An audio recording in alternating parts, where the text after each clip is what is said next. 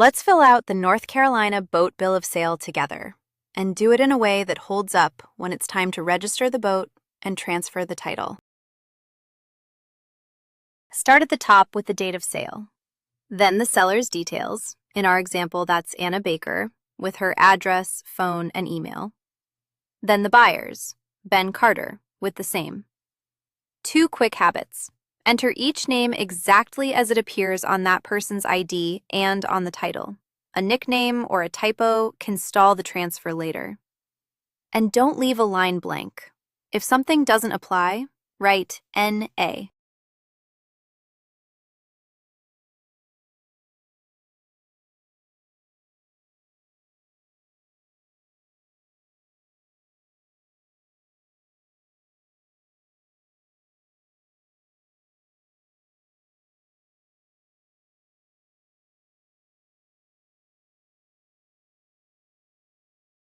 Next, describe the boat, the make, the year, and the color. Then the hull identification number, or HIN. Type the HIN exactly as it appears on the title or the boat. A single wrong character can hold up the transfer. Then the engine hours. Write the exact number, not a rounded guess. Now the purchase date and the sale price. In our example, $8,500, paid all at once, by check, with taxes included. Write the real price. Lowballing it to shave the sales tax can come back as back taxes and penalties, and it leaves the buyer with weaker proof of what they actually paid. Now the signatures. The seller and the buyer each print their name, sign, and date.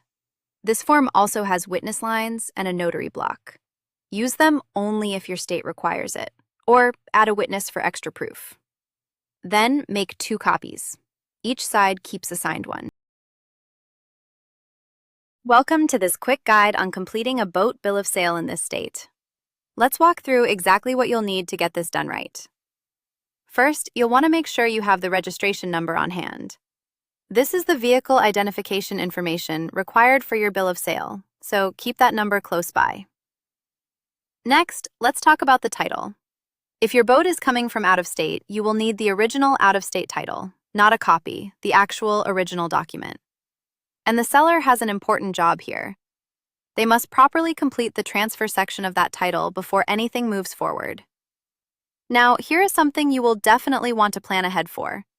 This state requires a notarized bill of sale. That means both parties will need to visit a notary public to have the document officially notarized.